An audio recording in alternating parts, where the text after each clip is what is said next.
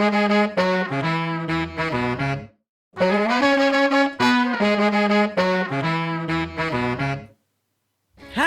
welcome to another episode of the Jericho Comedy Podcast. I'm Connor McReynolds. We're still in lockdown, so while we're unable to get out and perform for you live and in person, we want to keep you connected with our brilliant acts in the Jericho Comedy Podcast.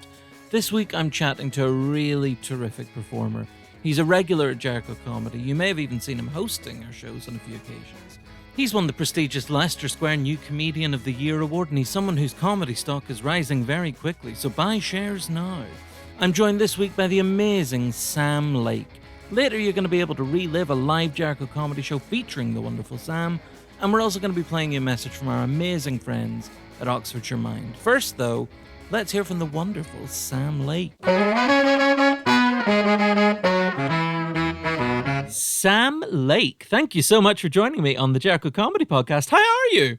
I am so good and delighted to be here. It's lovely to hear your voice. Oh, it's lovely to hear your voice. It has been simply too long since I've had the pleasure of being in your company. Yes, well, I've been very busy not leaving my house. So... You're a very important man. You're needed there. Yep. Someone's got to do the dishes. Sam, what a year. That's not a particularly hot take, I know, but it's been mad. I mean, you've done comedy things over lockdown. You took part in our Jericho Comedy Next Up festival earlier in the year. I sure did, and what a lovely time that was. It was marvelous. I very much enjoyed it. I mean, was that your first foray into online comedy, or were you a seasoned pro by that point? Now let's have a think, because you know what? I haven't done an online gig in a while, because there was that brief luxury period where we were allowed to go outside, and then an even smaller period where we could do comedy indoors. That's over now. Thank goodness. That was annoying. That was too much of a good thing. Too much. No, I did do a couple things online over lockdown. So we did we did the Jericho, and we did. I did a couple Zoom gigs here and there of mixed. How were they for you? Because I didn't do any. I was a big chicken. And you know what? You cluck away because you're not missing anything. I don't think. I think it very much depends who's running it and what kind of system they've got in place. I did a couple that were very good because they had someone there to rate people's laughs. So if somebody was laughing, if someone was a good laugher, then they would be unmuted. So when you were performing, you felt like there was some laughter in the room, which was genuinely a nice thing. Right. And then I've done others where it's just a complete horror show, and but the nice thing is you're already at home. So if you're like, oh, I just want this to be over, it can be very quickly. That's true. And then the other thing that I did, I'm not a Twitcher. I'm not one with a Twitch stream. I don't do that. But with the lovely people at Pinata Comedy, we did the alternative Eurovision Song Contest because it was cancelled this year, much to my distress. And so we worked together to put on an alternative version where we got lots of comedians who actually wrote songs, they did the hard bit actually, and they competed in their own contests, and I was the Graham Norton of the evening doing all the commentary, and I got to reply to people on Twitch because I could see the chat live, which was so fun. But and this isn't even me intentionally bragging, a lot of the comments were just people asking me to do very sexual things because I just exude that kind of eroticism. Like, Sam, show us your feet. What are you wearing underneath the laptop screen? And you've preempted so many of my questions there. Oh, it's what all anybody wants to know about me. That's amazing. How was that experience? Do you know what? I loved it. I mean, I'm a huge fan of Eurovision, and so when a mutual friend between me and Pinata was just like, Pinata were looking to do something Eurovision-y, and so someone was like, you need to speak to Sam, he knows everything there is to know about Eurovision. And so we got together, I helped them plan it. I made a spreadsheet, and then they did most of the work, and then I just sort of I turned up with my sassy commentary, and then I'll tell you the funnest thing to do, because we had people actually vote, so it was a real competition. There were That's like amazing. all of the acts voted and gave like their 12 points to each other, and then we threw it over to the people watching on the stream as well, and they had a link to go vote, and it was so fun watching the votes come in. And then I got to be that person, that like Dermot O'Leary X Factor moment where like I know who the winner is, but I can like keep everyone in suspense for about 3 minutes. Brilliant. I was told that I did it for a bit too long, but I say there is no such thing as waiting too long for a suspenseful moment when you're waiting a public vote result. Anybody who's seen the Cookie Monster video about delayed gratification will understand that what you were doing was an art. Yes. But it was so much fun. I got kind of drunk as well. Oh, brilliant. Well, that's the spirit of it. I mean, Absolutely. Terry Wogan, Graham Norton, I don't think they've ever been sober at the end of one of those shows. No, I definitely not. I mean, they have a tradition with Eurovision where, in honor of the late Sir Terry Wogan, you don't start drinking until the 9th song. That's always when he would start drinking. And that's what he told Graham when he took over. So I did that. But then once the 9th song was down, oh boy. And I was like, woof. But it was so much, it was so camp and so drama, but all of the acts like put so much effort into their song, except Helen Bauer. Listen, I love Helen. I just had her on my podcast. I love her to pieces. We're Pokemon Go rivals. I have nothing but nice things to say about her, except when we're talking about Eurovision. Helen didn't write a song. She sang 40 seconds of the Little Mermaid soundtrack, but in German. And she was going up against everyone else who had literally like spent weeks working on songs with like in GarageBand, like putting together their own beats. And yeah, I mean, doing the ultimate disservice to Germany by not planning. I mean, yes. Of all things, I would have expected Germany to be the most efficient, the most to time, the most well prepared. Exactly.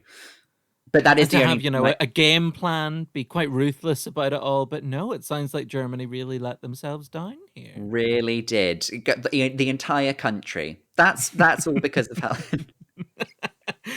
I am very much looking forward to speaking to Helen on the podcast next week.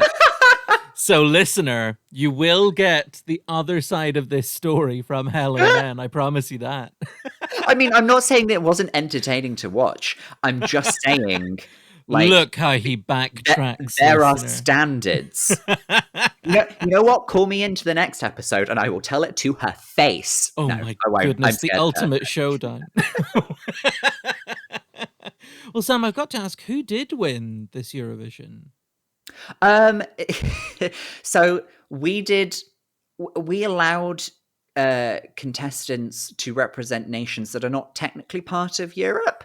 So we had people representing Dorking in Kent, and Birmingham, I think, was there. The winners, it was very close, but I think the winners were the people at Fox Dog Studios, and they represented ducks. Which is not a place; it's a type of animal. But it was for too long. There hasn't been enough duck representation at Eurovision. I'm glad someone had the guts to point that out. Yes, absolutely. It was, but then like when they won, I got to like speak to them and be like, "Oh, congratulations!" Fox Studios had these huge like masks on, so I couldn't even see their face, and it was just like you can only see like the beaks moving. But they also prepared like a light show in the background. It's not the best thing to. It's not the best thing to see 5 rosés in. It's a bit like whoa. What's happening? I feel like I'm in the inside of a bottle of rosé now. But they did very deservedly win. With I think their song was called Visa Application. Visa Application for that ass, I think. If I had 1,000,000 years to guess the title of a song sung by ducks for Eurovision, I don't think I would have got that. You'd need 1,000,000 more years. You really would. I mean, that sounds like a phenomenal thing to be involved in. Did you have any other kind of extraordinary creative experiences over lockdown? Things like did you do any drive-in shows or anything weird like that? Oh, the drive-in shows. I didn't. I did do one of Jericho's outdoor shows at the Oh, at the distillery. distillery, wonderful. Yeah, Yes, which was really lovely. And everybody sat in their school chairs. yeah, sat in their school chairs in their squares. Um, Yes. and I think at that point it must have been what, 5 months before most of us had been on a stage. Yeah, So to yeah. get back onto a stage again felt really lovely. Yeah, that was quite a lovely experience. Oh, Um, that's marvelous. yeah, They were really lovely gigs. They were a lot of fun, and I've spoken about it with a few people on the podcast. Like, the thing that really struck me was, as much as the acts were kind of nervous, excited to get back on stage, people were just so thrilled to be outdoors and out of their yeah, houses. absolutely. I mean, it's true what you say about the nerves because it is that thing of comedy is a muscle and you got to keep it nice and tight and thick, as muscles should be. And because it'd been so long doing like a proper in-person real performance, Mm, I found myself really struggling to like remember what used to be like my go-to club set. And I yeah. think towards the end of my set, don't ask why, I had a picture of Mutia Buena from the Sugar Babes printed off and in my pocket. About 8.5 minutes into the set, I completely forgot what I was going to say. So I just pulled out the picture and just said, "Can you all just stare at Mutia for a bit? I need to remember what my next joke is." I mean, at least you had something prepared, a kind of "we'll be back after these messages" type thing. Yeah, if I could only have like that cue card from the BBC where it's the little girl and the clown at the chalkboard, just put that Yes. up. Just the little girl and Mutia from Sugar Babes. Yeah, That's for the digital age. That's for who the we digital need. age. She's probably not busy. No, I shouldn't think so. I mean, No. how many iterations of Sugar Babes have there been since? A good 450. Yeah, absolutely. So I think yeah. she tries to stay culturally relevant. Obviously, I follow her on Twitter, and she's an LGBT advocate, which obviously I appreciate. But when I say Great. advocate, I mean one time she tweeted, "How many times do I have to say it? Gays are not pedos, lol." She's fighting the fight, people. She threw the first brick at Stonewall. That is an extraordinary defense And you know of what? She's not wrong. when you're right, you're right. Let's Yeah. give this woman her OBE. She's earned it. Oh, Sam, I mean, this year was going to be, it was going to be so many things to so many people, but one of the things that was going to be specifically to you was the year that you brought your debut show to Edinburgh. Tell us Yes. about Cake. So Cake. Oh God. So the thing is, I still fully intend to do this show. But it's Excellent. obviously going to change in nature. And when I tell you what the show's about, you'll understand why. Mm. I was writing a show called Cake, which was about planning my wedding. I'm getting married next year. Woo! In theory, TBC Yes. on that one at the moment. But so I was writing this show all about planning my wedding, and do you know what? Even in like the early previews, there were signs that like this was not going to happen this year. The first preview that I did back in February at the Vault Festival had lots of tickets, lots of people coming to see it, and then that storm happened, and then people Oh, couldn't get to the God, theater. yeah. So people still came, but like a lot of people were like, "Sorry, we're gonna have to like move our tickets some other time." Then the second time I did it at the Vaults Festival was, I think, 2 days before Corona like really hit its stride, and so people were very nervous about coming out. So that meant people didn't come. I did a show in Leicester, and I happened to do a show in Leicester where I think there was some kind of incident on the motorway, and also the trains were not operating, so nobody could Oh, actually get to no. Leicester. So every time I try to like give people this show and serve them a hot slice of cake, it just get God had other plans. But yeah, my show was about planning my wedding and the difficulties around that, and also people's perceptions about marriage equality now that we're in 2020 and it's a bit more commonplace. And it's sort of, before it was this thing that was this hotly contested debate, and now it's something that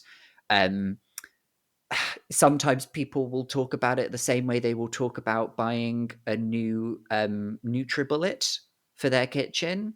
Oh, Like yeah. if I tell somebody, I told somebody that I was getting married, and that I'm getting gay married because I'm gay and I'm marrying a gay. And but obviously I didn't say that. They found out from somebody like, "Oh, I hear you're getting married," and I said, "Yeah, yeah, it's really exciting." And they were like, "Tell me who's the lucky girl," and I said, "David," and that's a pretty big clue. And then he was like, "Oh, you're having a gay wedding? Yes, they're very trendy now, aren't they?" I was like, "It's not like a The stylistic lengths you'll choice." go to just to be in vogue. Exactly. Me and Harry Styles. But yeah, so it's just about stuff like that, really. Now, of course, the show's got to change in nature a bit, because if I still get to debut it next year at Edinburgh, I will by then be married, and so in a way it's good, because now the show's not just about planning the wedding, it's about planned the wedding and now it's done, and like how Yeah. complicated was that. So it will be interesting, and it gives me a great excuse to not have an ending for the show until like July, because like how could I write an end to the show? I wasn't married until May, so like Of I'll course. take And 4 stars, thank you you. need that honeymoon period as well to really just let the whole experience wash over you. Yes, just marinate in all of the. It would I be don't know where that's crass going. and underthought if it was written before July. Exactly. That's a deliciously verbose way of putting it, and I might write that down. I mean, one of the thoughts that I had when I saw the title of the show was, of course, that this early lockdown was defined really by people putting knives into things that And ended up discovering that it being was cake. cake. Yeah, But there's no yeah. way in hell they could possibly have been cake. So yeah, before I read the description of what the show was going to be, I did think, oh, this is a very topical show. Just a response to this Yeah. Twitter meme. It's all about things that look like cake. I actually think I said at one point, I think it would be really funny if, just as me and my fiance are about to say I do, he says I do first, then they come to me, and instead of saying I do, I take out a knife, cut my fiance in half. Turns out that's cake, that fiance. And then everyone's like, what's going on? And then I point to the wedding cake in the corner, and that turns out to be my husband the whole time. An M. Night Shyamalan style Sam Lake Yeah. show. Yeah. Extraordinary. Well, I'm very excited to see how that one develops, and hopefully Me too. You'll bring it to Oxford and let us see it before, if Edinburgh's going ahead, of course, next Well, year. I really hope so. I was supposed to do the Oxford Comedy Festival this year, yes. but Yeah. like so many wonderful gigs and stuff, it sadly got, I'll say, postponed, not cancelled. Yeah, that's a Let's give nice hope. way to look at it. Yeah. But yeah, I really hope I get to take it back out next year. So hopefully, Oh, we yeah, I'm would just love trying. that. I can't wait. I can't wait. Sam, I would love to know about your comedy beginnings. Like, what was it Mhm. that made you want to become comedian Sam Lake, and kind of how did that begin? Well, I would say I've always had a love of stand up. And if I used to be very shy and a nervous public speaker. And so I just assumed that it wouldn't be a viable career option. Hmm. So I just stayed a fan of it always like quietly thinking to myself, oh, it would be nice if like one day I gave it a try. Who knows? The reason why I actually got into comedy, there's two ways of saying it. One is the first thing that I said, which is technically true, and then the second reason is I got into it because of sheer spite. Like we get into all good things. I'll explain. I'd love So that. I someone that I used to date, obviously not anymore. We had like a sort of like long distance. We see each other every couple of months, whatever it was. So like we were like not a proper relationship, but like more than just giving each other the old "how's your father's business" and whatever. Indeed. Don't know why I call it that. And one time he came to see me and he was like, "Hey, just sheer coincidence here, but I'm going to have a starring role on a TV sketch show," which completely floored me because he's not funny and not an aspiring comedian or anything like that. It was sheer serendipity. He was like an extra on an extra for some like photo shoot or something. He was like a sort of Right. model type of person. And so he came to me, he was like, "Oh yeah, isn't that exciting?" And I was like, "Do you know what?" I genuinely said this to him. "Do you know what? If this was happening to somebody else, I'd be happy for them. But for some reason, because it's you, no." I had such a hard time saying like, "No, congratulations." And it was not made better by the fact that he recognized me as someone who was funny, as so many people do. And he said to me, "Oh, you should like give me some like funny stuff to say so that I'm good on the show." And I was like, "I'm not giving you material. I'm not giving you material. My gold, my precious nuggets. No." And so I from that, I was kind of like, ugh, I can't believe that's happening for him and not for me. I was born to be a comedian, even though at this point in my life, I've never even taken any attempt to be a comedian. I just feel like it should happen for me anytime. And so I realized the ridiculousness of me saying that, having never tried it. And then, to shorten a bit of the story that might be too long to explain, I went on a really rubbish date. Not with this guy, someone else. Oh, yes. I'm Okay. such a slag. And they 2 whole days. Sam, calm down. I went on a rubbish date to Soho Theatre, and this was in the days before GDPR. And so when you buy a ticket online, you can still be on like all the newsletters and stuff.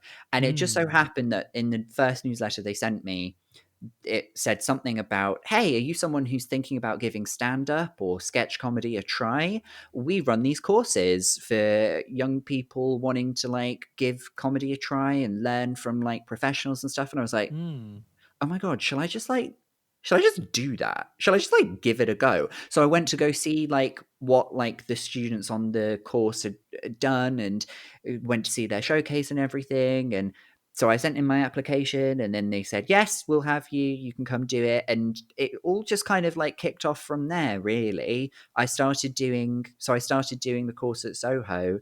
We did our first showcase, and then I think it was really fun.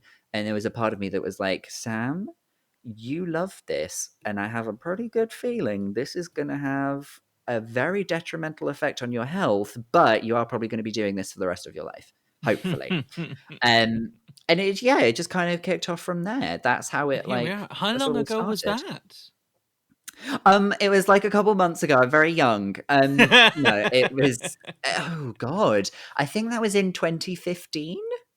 Right. And so I did that.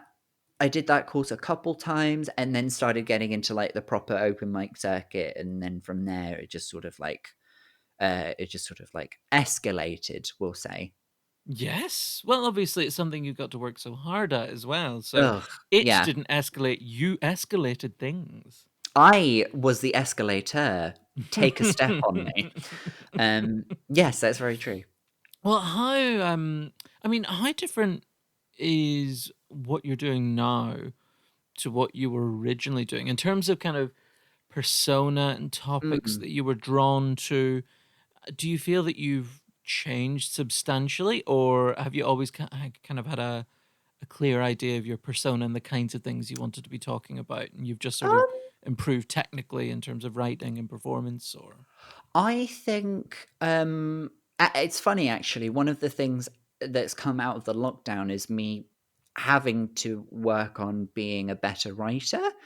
As Hmm. in like writing sketches and writing other things that isn't just stand up for myself. I always used to say I can write material, but only for me because I'm the only one who knows how it should be delivered. You know, when you write Yeah. for something in your own voice, you can hear how it will be said to other people, and that helps you go, Yes. yes, that will be funny. Uh-huh. Um, so I think no matter what stage you are in your career, you're always gonna try and get better at something. I would say when I started, I had the same problem that lots of comics have when they start, and that was that I knew comedians that I liked and tried to emulate them a bit. And Oh, then yeah. Who once were you those people for you?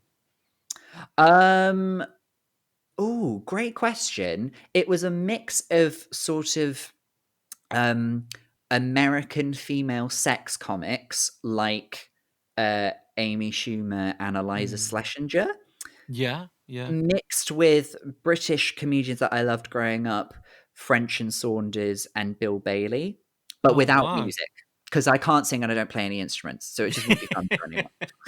Um, so I would just think about like quirky things that they did, little asides here and there, and then I would say, "Oh, I do that too." When actually, like, no, that's not really part of my persona, but it can influence what my persona will become. So I think Sure. on stage, I have a much better understanding of my character, which is it's quite close to how I am in normal life. I would say, obviously, just heightened a bit for the stage. I think I'm I used uh, hmm, I remember a time where I used to turn up to the gig in a coat, and then the first thing I would do when I get on stage was be like, "Oh, I'm sorry, I forgot to take my coat off." And then I would take off the coat, and underneath I'm wearing a very tight tank top that I have written the word "whore" on with Sharpie. And I don't do that anymore because I've grown. Oh, more's the pity. But Let's bring this back. I had to stop doing it because people were just like, "Oh, I didn't listen to any of the jokes because you're just so hench." Um, but yeah, so I used to you could say I used to be a bit more experimental, and now that I have a better understanding of my persona and the stories I want to tell, I sort of know. I sort of know not what lane to stay in, but I sort of know what topics and material will work best for me. So, my Hmm. friend Chloe Petts, who's also done Yeah, she's Jericho a bunch of amazing. times, and she's Yeah. fantastic. She said it very. She put it into very good words. She said, "The thing that I do very well is making very banal things seem like they're the most interesting thing." So I th Yes. I think it's that. It's a very camp energy combined with a love of not, like, super niche things that people don't understand, but, like, things that are really, like, nobody's paying attention to, but when you, like, talk about them with other people, they're like, "Actually, this is very fascinating." Case in Yeah. point, in my show last year at the Fringe, I would every now and again throw in a bit about Linda Barker on changing rooms and how she smashed all of those teapots that lady had. And I would This ask isn't people like, something I recall. yes, and I would ask people like, "Oh, do you remember where you were when the teapots fell?" Like it was like a big national moment. So it's just stuff like that, really. That's And really I interesting. yeah, I It's d something that when you because you've come along and hosted Jericho on a number of yeah, occasions, and I don't say this to all the guests, but when I see you hosting, uh, lovely Alex Farrow is someone who I learn a huge amount from when I watch him mm, hosting, he's great, yeah. and he said this as well about for him the MC that he watches and learns loads from is Barry Ferns. He says every time he watches Oh, Barry, he just yeah, learns a shit absolutely. ton. And really, I find that when you host, and I think the thing that for me, I watch it and you make it look so easy, and I'm always kind of Oh, asking myself, like, what is it about Sam's hosting that is so engaging? And I think it is that thing that you're so interested, like your crowd work. You go beyond the kind of, so what do you do for a living? Like mm, you've got a kind of a, there's a slight kind of nosy or gossipy quality, and like you just want to pry, and you're not afraid to ask a follow-up question that maybe yes, I'd be like, oh, that's not my place. I'm gay. That's what that is.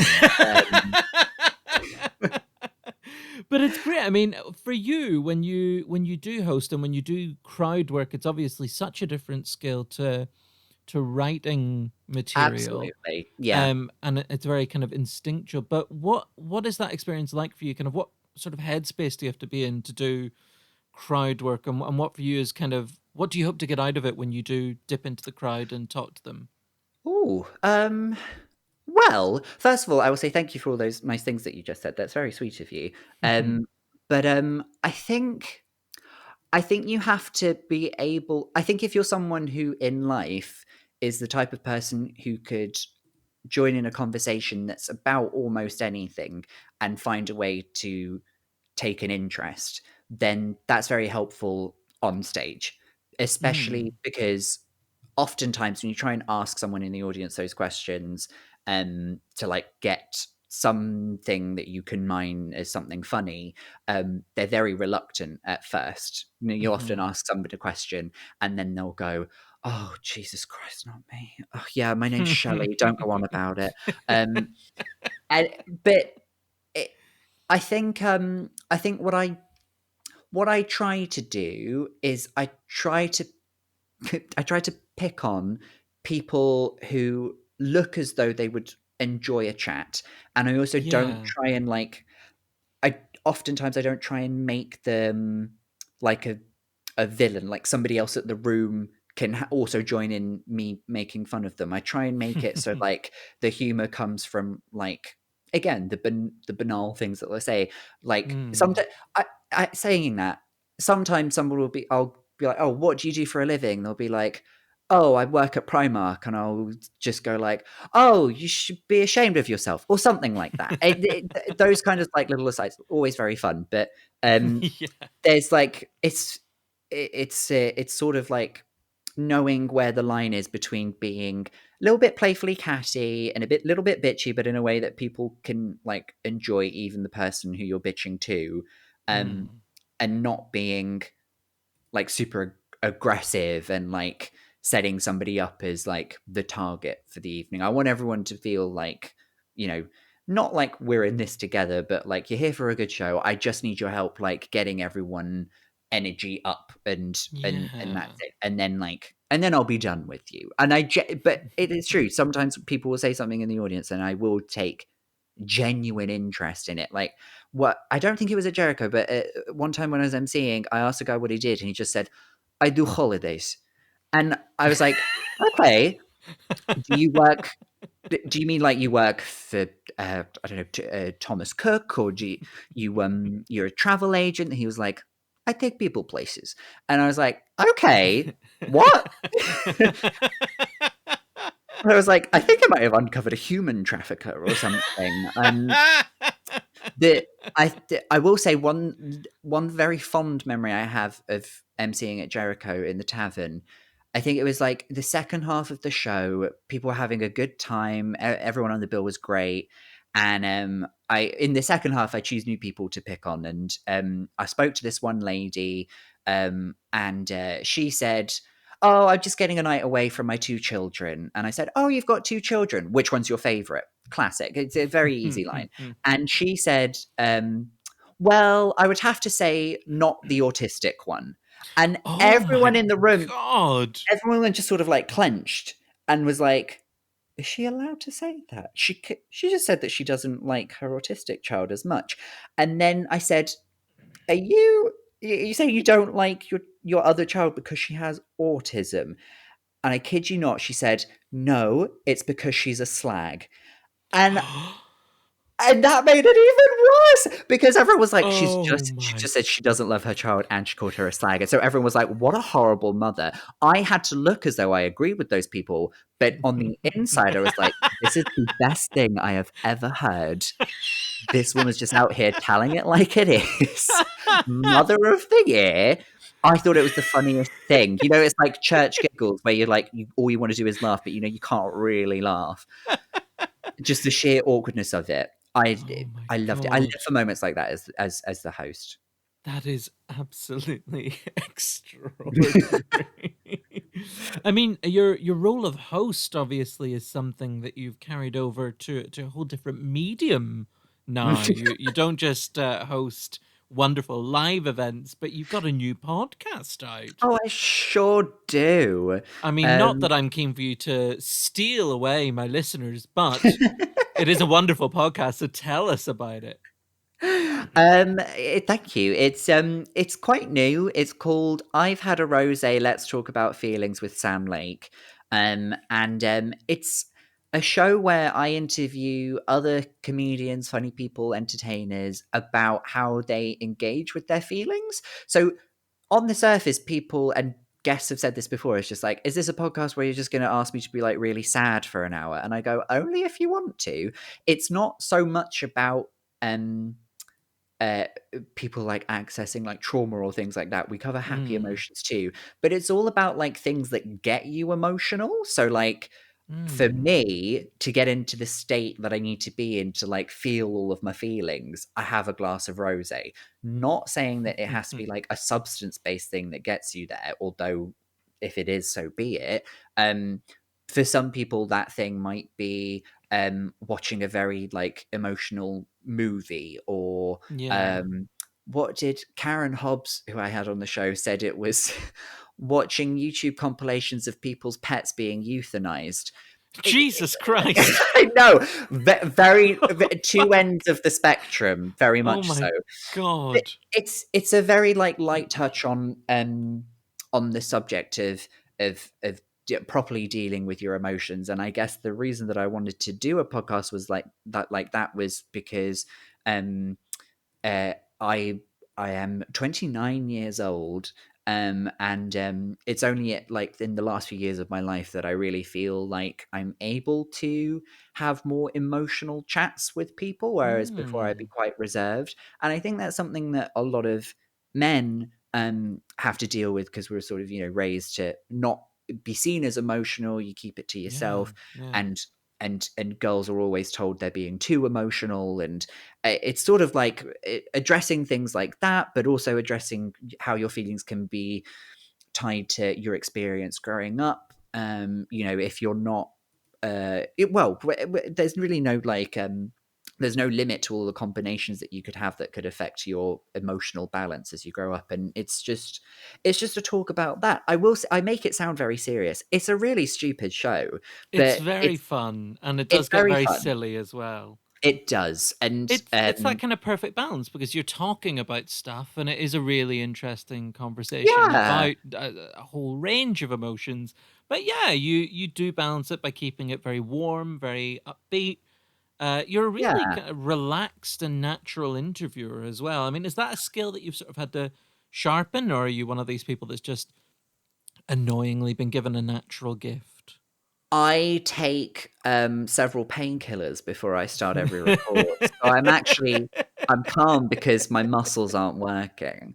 I don't know actually. I think I'm very aware of the subject matter, and so I'm very much like I'll let the guest sort of guide where we go. I ask everyone the same base set of questions, and then the conversation goes where it goes, and in that way they're only talking about things that they're happy to talk about, and you get the best of them. I think if you feel calm, then the other person feels calm, and then it's if you both feel like you're having fun, then it feels like a safe space, and then you're happy to say whatever. And Yeah, and again, it's just I've always loved having conversations with people. I'm sort of that annoying person at a party that if there was a guy there who, like, without anyone asking him to, got out a guitar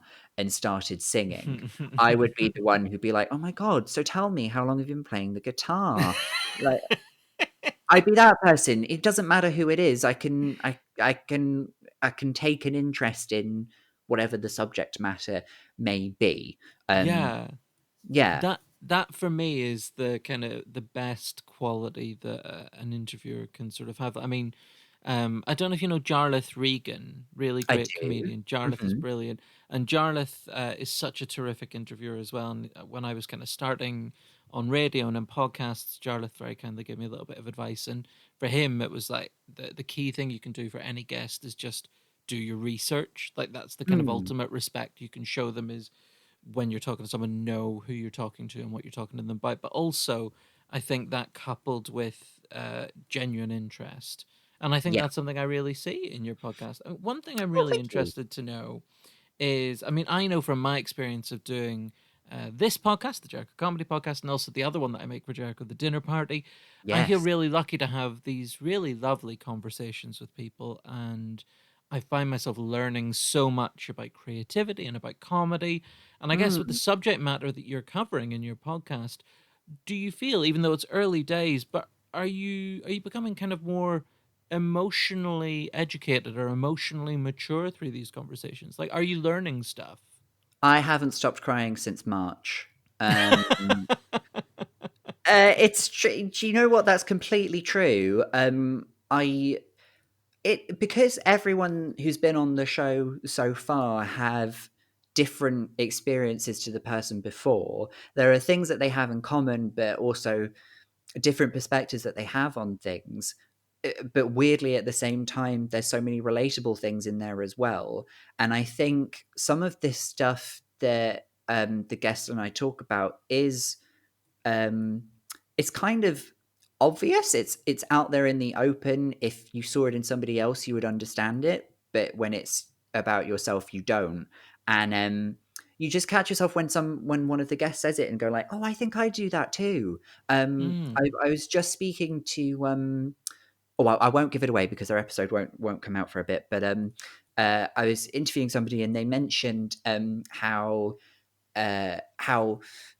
strong we will be when defending people that are close to us. Mm-hmm. It's sort of like if you've got a friend who's gone through a terrible breakup and now you're like the arch nemesis of the person who did that to them, and you're very much like finger in the face and like, how dare you do that to them. We spoke about feeling that way, but not being able to be that person for yourself. Mm. And I just found that very interesting because I think lots of people are that way, and I include myself in that, where I'm quite happy to stick up for other people. But if I'm put in situations where it would be of my benefit if I stuck up for myself, I'm more likely to sort of be a bit more meek and Mm. just sort of like let whatever is happening just kind of happen. Mm. Which I find quite interesting. I don't know. This isn't like it's not a show about it's not like therapy or anything like that. I don't set any questions that I expect answers to. I don't expect people to have like huge revelations or anything. But um, I think just like getting like conversations started and getting people thinking about these things it's very interesting. But yeah, no, I definitely think I have learned. I'm slowly becoming like less of the stone cold bitch that everyone knows me as, which can only be a good thing. And you're now becoming this nurturing, caring person, a kind of shoulder to cry on for everybody in the comedy industry. Well, not everyone. There's there's some people who can get in the sea, and we probably know some of them, but that's fine. One thing that I was very much enjoying when I was listening to your wonderful chat with Olga Koch earlier Mm. was the part of the show where you review seasonal hot beverages. Yeah, it's Have you got any hot recommendations for people? so in this week's episode, I reviewed Costa's Terry's chocolate orange hot chocolate, Oh which yeah. I described as a game changer in drinkable chocolate that is hot. Um, honestly, I was skeptical because I was looking forward to they have a purple, the purple one in Quality Street. They Yes. have Yeah. a latte that's flavored like that, and I said, "Do Oh you my do that as a hot gosh. chocolate?" They said, "No, because that would be too chocolatey." I said, "I don't understand what you just said. I think it's hate speech." And so I had to settle for the hot chocolate, Terrier's chocolate orange, but it turned out to be like one of the best things I've had in my mouth this year. Oh Um, my goodness. and I'll go on record as saying that. There are a few more that I've reviewed since then, which will be included in future episodes before I interview the guest. I won't give anything away. There is one that I tried this week, and all I can say about it is I couldn't piss it out fast enough. It was awful. Get it Oh. out of my body. No. Did you finish it? Yeah, I was thirsty. What I like to do, because when I'm up here in Edinburgh now, I go to wherever I get the beverage, and then I do like a little walk. I get my exercise in, Yeah. and then I'll sit somewhere. I'll play my Pokemon Go, and then I'll have my hot beverage, and I'll think of like my thoughts. I'll write down some tasting notes like it's wine, and then yeah, and so it would look odd if I just suddenly like throw this hot beverage out of the cup. It I would do, be I, extreme, a I very do, extreme reaction. yeah. I do go up onto sometimes on my walk. I go up onto like quite a tall hill that overlooks Edinburgh, so I could just Mm. like make it rain like a very disgusting hot lick. I'm not going to finish that. No, no, no, no. I don't like where that was going. I'm so sorry. I have a hot chocolate recommendation for you, but I don't know if it's going to be up your street. It would involve making it yourself, but if you're That's willing, absolutely fine. well, if you're willing to go on this journey, I would love to hear what you think. It's from Jamie Oliver's Comfort Food Book, and it's his Oh, ultimate hot chocolate, and you make it yourself, but it is the greatest hot chocolate I've ever had. those are lofty words you're using now. I I promise will. you, I've been to many's a European Christmas market where they give you very thick, delicious hot chocolate, and Mm. that can eat my poo compared to the Jamie Oliver. You don't like a thick hot choc? I love a thick hot chocolate, and this Okay. Jamie Oliver's ultimate hot chocolate is as thick and delicious as they come. What I'm going to do, Oh, Sam, is I'm going to send you a recipe for this. please do. I mean, I'm it involves excited. like just sticking a load of stuff in a blender. It's like dark chocolate, cocoa powder, icing sugar, corn flour, and Horlicks. Uh, Okay, I genuinely the only one of those things I don't have is Horlicks, but I can get it. oh, yeah. Get yourself some Horlicks Yeah. and make this. And oh my God. Like, we top it with kind of ludicrous amount of stuff like marshmallows, whipped cream, You got shavings it. of chocolate. Sweet Lord. It is a hot Hmm. chocolate experience like you'll have never had before. I'm And glad. I, I'm in glad you. turn, my part of this is I'm going to go out to Costa and get one of the Terry's hot chocolate.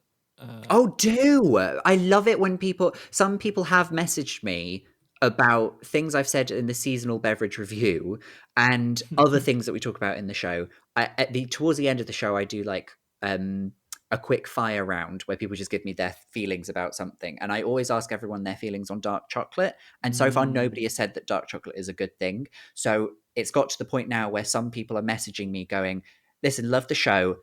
Someone needs to defend dark chocolate," and it doesn't sound like anyone will. So now when the guest is like popping off about how much they hate dark chocolate, I have to be like, okay, but maybe some people like it and that's okay. When really it's gross. Who I likes know, dark I know. chocolate? The only thing to do with it is stick it in a food processor with icing sugar and cocoa powder and Horlicks and corn Which flour. means you're basically turning it into something. You're turning it into a milkier chocolate. You're turning it into something palatable, and that's really Yes, what's missing from dark chocolate. so The much so. the taste part of it. Yeah. Uh, Sam, there is so very much more that I want to talk to you about, but right now, I think it would be an appropriate moment for our lovely listeners to grab a drink, sit back, relax, close their eyes and picture themselves back in the basement of the Jericho Cafe with a wonderful set from our brilliant guest, Sam Lake. Here he is. So I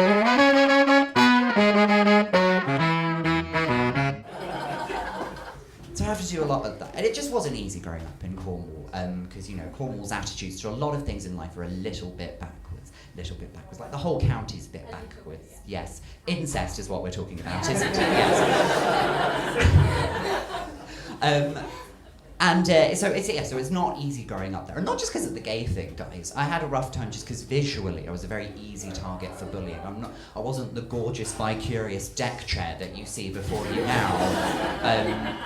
It was very hard because back in those days I was quite short. I'm now quite tall. I was quite chubby. I'm now quite thin. I was black. So it wasn't easy. And I remember coming out to some of my very close friends back in the day. I remember I came out to my first friend that I came out to was my best friend Steve, and I said, Steve, I feel like I've been keeping a secret from you, and I really want you to know, and I really hope that we're still friends after this, but I need to tell you that I'm gay. And he went,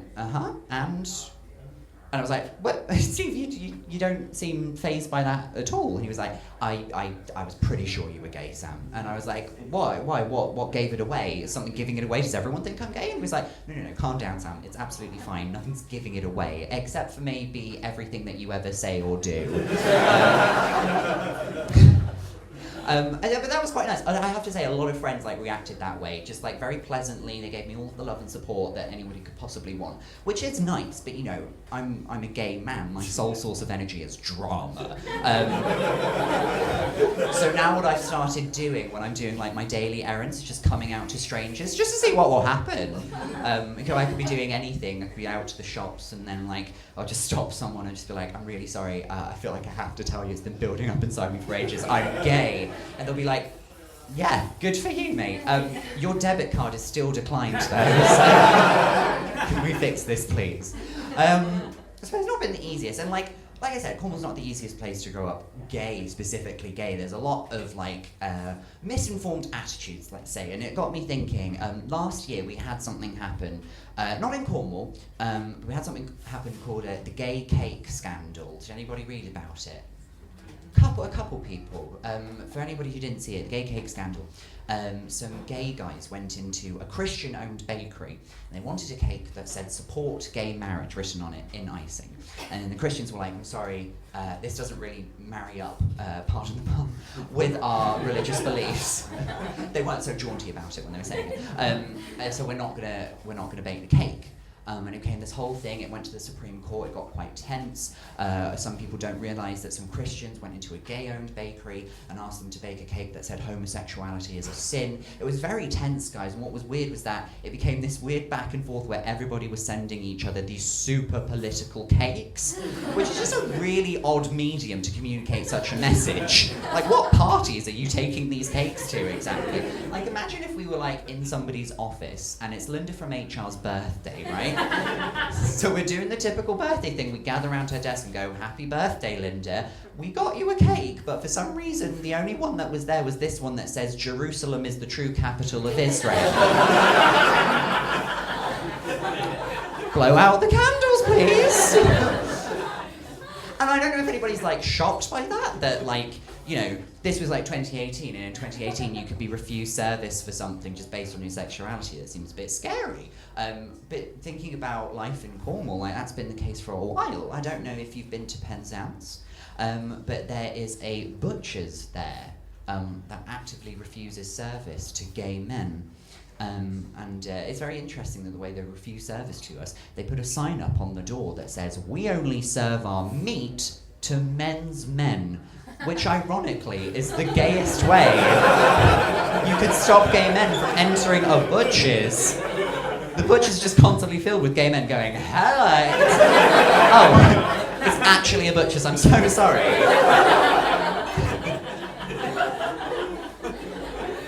Again, just poor marketing. The sign should just say, "No mincers," or something clever like that. Do you know what I mean? Sam, I've tried my hardest to make you feel welcome here on the Jericho Comedy Podcast. Guest and act comfort is of paramount importance to us here at Jericho Comedy. except for during the following segment. This is Pressing Questions, where I launch into an aggressive, argumentative, and often controversial line of questioning. And all I need from you are some honest answers. Can you do that for me? Bring it, bitch. All right, Sam, question 1. Do you wish it could be Christmas every day?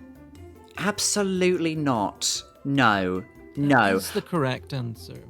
Mm. Well, tell me why. Oh, okay. I love Christmas. I'm a big Christmas stan. I do look forward to it coming round every year. But I think if lockdown has taught us anything, is that if we had to stay in our own homes for a lengthy period of time, we will start to deteriorate as people. And that is essentially what happens at Christmas, just in a shorter space of time. So, no, I don't want that. And also, around Christmas time is always when I get like people telling me about the new debate about the Christmas song with the F word in it, and is it okay or not to say it? And I'm tired of explaining to people one way or the other. Just leave me alone. I don't even like the song. Just go away. Leave me alone. And it's not like it's a new debate every year. It's not like, ooh, This year's the year we're going to discuss it. It's every damn year. The guy who sang it himself was like, oh, okay, I'll put a different word in. Maybe I shouldn't. And then some people are like, no, but they're singing as characters, so it's okay for them to say the word. And I'm like, no, just listen to the people who that word is used against, and then shut the fuck up, Sharon. I really hope Sharon's listening to this right now. Me and let that be too. an end to the discussion. Well, that is a very eloquent way of saying that no, it should not be Christmas every day. Sam Lake, if you had a time machine, when would be the first place you would go? I would go into the future.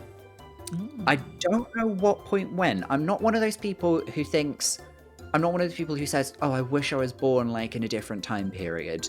And then they like, oh, I just feel like I'd really fit into the 1920s. And then you'd be like, yeah, you'd look great with polio. You enjoy that. I would go to the future, but maybe I don't love the idea of time travel, if I'm honest. I would maybe go, do you know what? I would wait until I needed some kind of serious surgery. And then I would go into the future to a time where I've had the surgery and now I've fully recovered. Does that make sense? Well, maybe that wouldn't work, because then there'd be two versions of me. One who's had the surgery and is fine, and then I'd still need the surgery. Of course. I mean, where I thought you were going with it was you would go into the future having given medical science a chance to kind of develop, and you would get the surgery there. That is a much better response that I did not think of. You were going into the future to see your future healed self and think of the life you could have if medical science were better in your time. You know what? Just cut all of that stuff out and be like, do you know what? I go into the future where they've advanced medical science, and I would appreciate the science there when it doesn't cause as much harm to my body. I just came up with that right then. That's extraordinary. You are a quick thinker, Sam. Sam, here's one for you. Is it ever justifiable to cry over spilled milk? Yes. Because you don't know what events led up to the spilling of the milk. And also, it very much depends on how much milk has been spilt exactly. Like a little carton?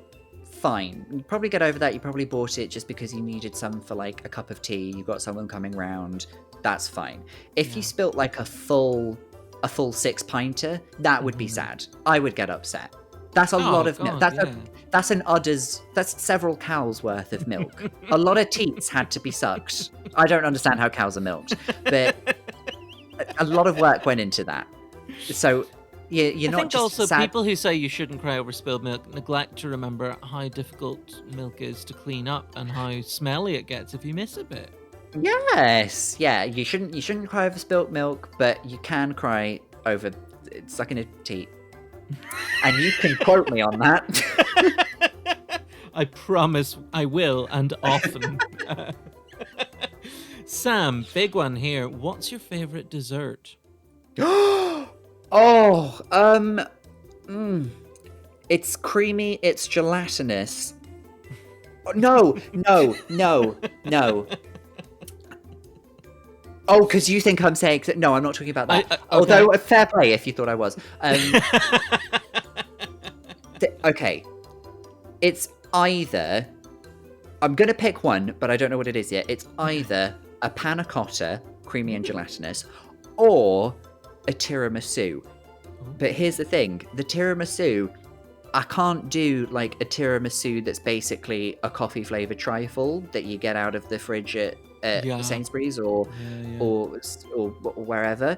It's got to be like a good tiramisu with all of the proper like things that go into it. The best tiramisu I ever had, I was in Italy and we went to a restaurant where me and another person had tiramisu, and it was about the same size as the dinner that we had just had, and it was the best tiramisu I've ever had. I don't think I've ever had a dessert as good. But a panna cotta, even a bad panna cotta, I feel, would still be a good panna cotta, like a good experience. No, I'm going to give it to the tiramisu. Strive for greatness. Reach for the stars, and then all you can do is float around in the moon. I've not got that quote right at all. I'm going to be quoting that as well. Beautiful. Well, Sam, now it's time to find out, what's your opinion on Marie Kondo? This is a very 2019 question to ask, but here we are. She's someone like touched her, decided she didn't spark joy anymore, put her back in the cupboard, but folded beautifully. Do you know what? Because I remember her show went onto Netflix on New Year's Day. Very smart, because everyone's just going to be hung over on the sofa, not wanting to move much. I enjoyed it. My partner and my flatmate did not. And so we only watched the first episode, and so I watched the rest of the series on my own. I think she's a very smart woman who has done a lot with her skills, which is essentially just folding good. And it doesn't go much beyond that. I know there's a lot of spiritualness behind her methods, but do you know what? She'll be fine. I don't think she has much. I'd be surprised if there was another series, especially now, because I guess she can't go into people's homes. But she had like books and stuff before this, so she was already like quite well established before that show. And the irony of that, of course, was that she only owned 30 books, and a lot of people like went after her saying, "Oh, she's anti-intellectual. She's saying you should throw away all your books." Oh, yes. It's just that she didn't own many books. You know, she's not saying everybody should be dim. She was just saying she was. Like, I mean, that's fine. Can I just say, the book community, one of the most toxic communities in the world. A librarian, they would hold you at knife point. I'm convinced of it. But because in that show, if you watch the whole series, yes, she tells some people to throw away books or do something with books that they're not reading anymore. But there was one episode where she took a really long time to understand why a woman was having a hard time throwing away her recently deceased husband's jackets and clothes. And she just was like, okay, so I just want to take all of your dead husband's clothes, put them on the bed, and then just say which ones don't spark joy anymore. And she was like, well, my husband just died, so I'd actually quite like to keep these for a bit longer. And she was just like, why? Who's using them? I was like, Marie Kondo. Oh, Marie. You soulless wench. I would have a bigger problem with that. I didn't see anywhere in tabloids people going Marie Kondo, not a fan of the dead. Or Grand's dead, get her shit out of here. But in Japanese. Oh my goodness, I didn't watch the show, but you've just given me a reason to contemplate watching it. That's almost exactly word for word what happens.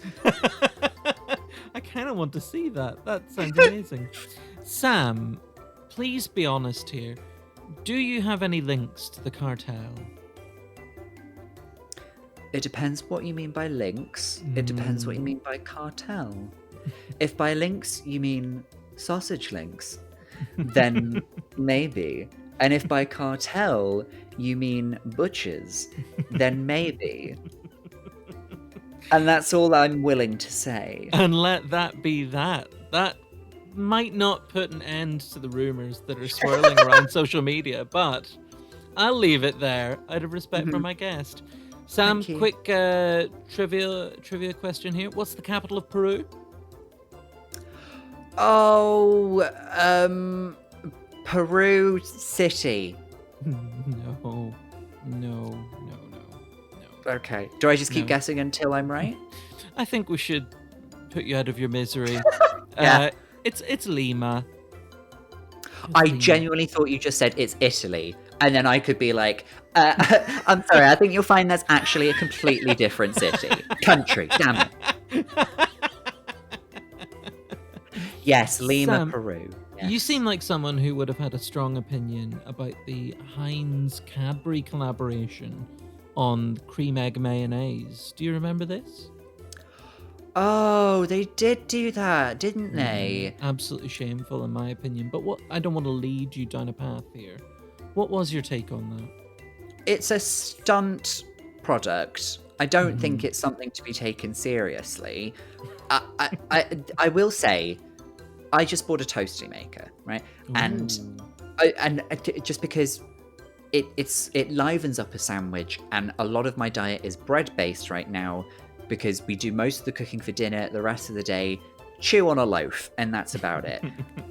And I had my toast in the morning, had some Cadbury spread on it, and then it's very melty, delicious, and then some of it melts onto the plate. I'm very green and I don't like to do dishes, so I reuse the plate for my toasty that I have for lunch. And so a little bit of chocolate got into the toasty, ham and cheese, I'm a basic bitch, and so there's a little bit of chocolate in there as well, and I didn't hate it. I'm not saying I put huge dollops of chocolate spread into a ham and cheese toasty. But a playful whisper here and there, that's okay. I could understand if somebody would enjoy a mayonnaise cream egg. I probably wouldn't stay in contact with that person. But you get, there's Marmite chocolate, there's chili chocolate, that can get in the bin. People are obsessed with putting like flavors that don't need to go into chocolate. It will go on forever, and I think the best thing to do is just like move on. If you don't like it, you don't have to eat it. No one's forcing you to swallow a mayonnaise cream egg whole. And if they are, interesting. Slide into my DMs if that's happening. Sam, now this is an important one to me. Have you ever considered choreographing an autobiographical ballet called Sam Lake?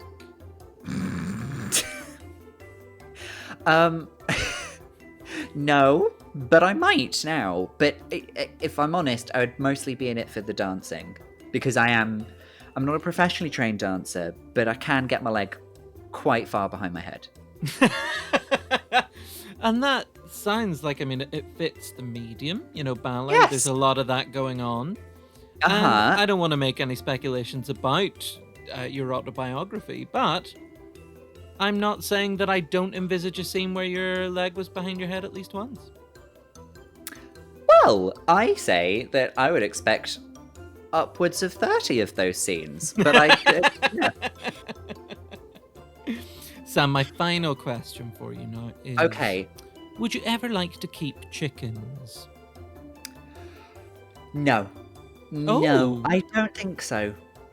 Oh, I wasn't expecting that answer. Why? Really? Why not? What have you got against chickens?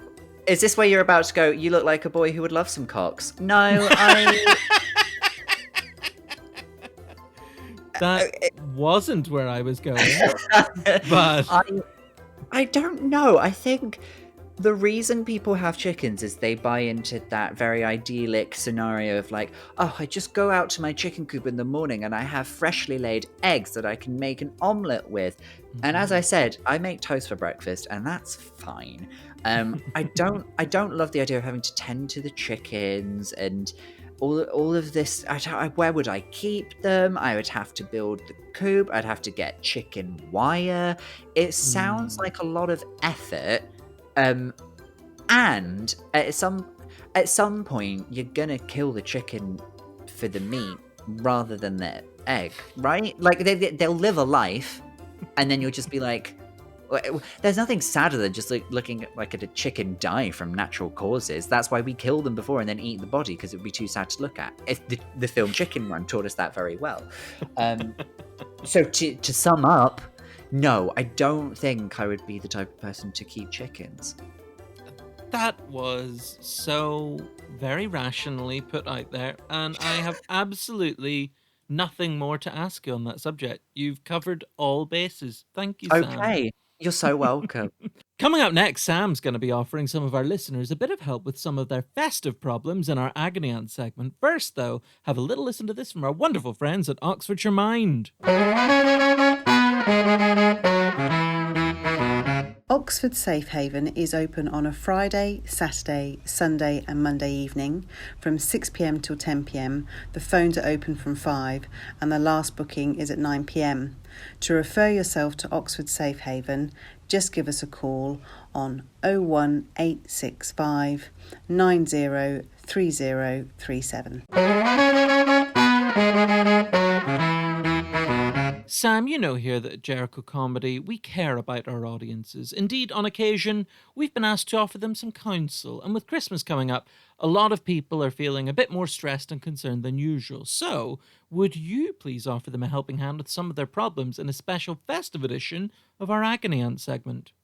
I literally can't wait. Oh, I'm so pleased. All right, well, Sam, Ebenezer has written in. He says, I got home from work this evening and the spectral form of my long-dead business partner appeared in my living room, warning me of the impending visit of 3 ghostly visitors. I really don't want this. How do I get rid of unwanted visitors in the middle of the night, especially the supernatural kind? Well, Ebenezer, that's a great question, and you're certainly not the first person to ask me this. I would say, why do you think these are unwanted visitors? Let's start with that. Now, there's obviously a reason that they have come back into your life from the afterlife. And I think anyone listening to this knows where I'm going to go with this. You should fuck all of those ghosts. Just have a big ghosty 4-way, just tell the other ghost to stick around, wait for the others to come, and then just get on the bed and see what happens. Christmas is going to come early this year, I'll tell you that for nothing. And Ebenezer, do let me know how that goes. I'd really love to hear, what positions people were in, what it felt like. Did you float a bit? Really hope that helps, Ebenezer. I'm just trying to imagine what it would be like to fuck the past, present, and future at the same time. That sounds transcendent. I know. You should really try it. What a great piece of advice. Well, Sam, we've had a text in from James. James says, in 1982, I built a snowman, and it was a really great one. In fact, it was a magical snowman. We went walking in the air and even attended a snowman Christmas party with a very international flavour. Father Christmas was there and everything. It was the most wonderful experience of my life, but the next day my snowman had melted, despite the fact that it was still very clearly cold and snowy. There's nothing to explain why my magical snowman was gone the day after. I felt so confused and betrayed since then. I want to put the past behind me and move on, but every year when I see other people's snowmen, it dredges up the past. How can I put this horrible experience behind me? Well, James, I mean, we've all been there. We've all experienced heartbreak, especially at Christmas. I believe the great poet, Wham, once wrote something very poignant on this. So let's have a think. I mean, yes, it will be very stressful to see other people's snowmen, especially when you're trying to get over a snowman yourself. I think the best course of action for you, James, and I think anyone listening could probably work out what I'm going to suggest here, is you're going to want to fuck those snowmen, okay? They've got a carrot, and you know what to do with that. And snow is very malleable as well, which is a really positive thing, actually. They say the best way to get over somebody is to get under somebody else, and that's also true for snowmen.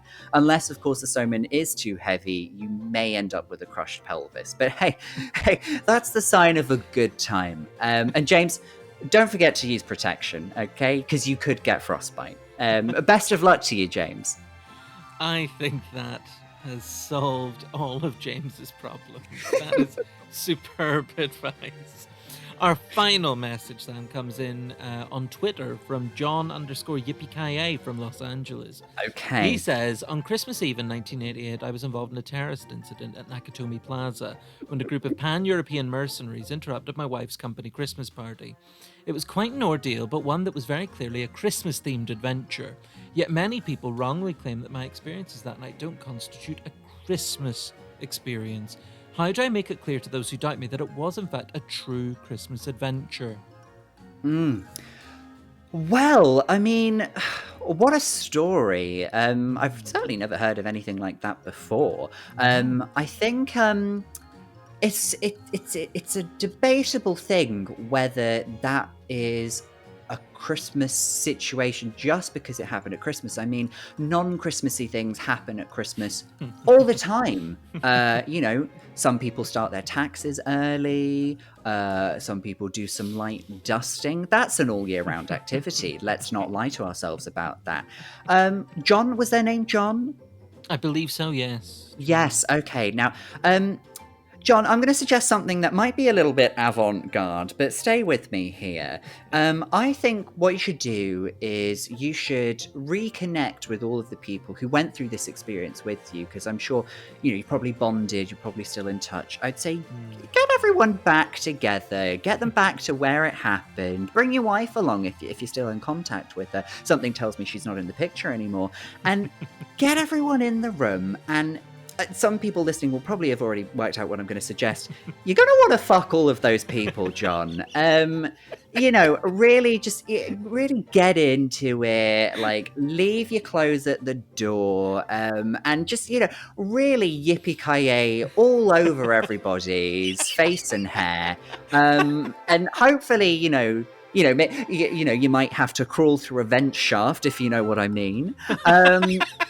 But be sure. I think just something that I'm thinking now, John. I'm also saying, whilst this is happening, you're probably going to want to wear some sensible footwear. I just see at some point there could be a situation where it's going to be very tricky for you to walk. I don't know, maybe somebody dropped some glass or something. But wear some sensible shoes. Nothing else, because you're really going to be just getting it from everywhere. John, I really hope that helps you out. And again, do let me know how that goes for you.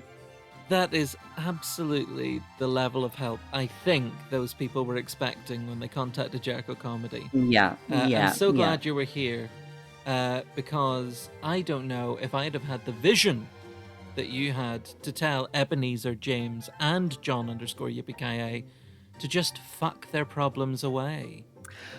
Well, now that you say it like that, it does sound like I had some kind of agenda. But I can assure you that's bespoke advice. And probably the next person who asks me for help, I probably won't suggest that they fuck their problems away. But I might. Almost certainly not. It just happened to be the best course of action for those three very different scenarios. Who could argue otherwise, really?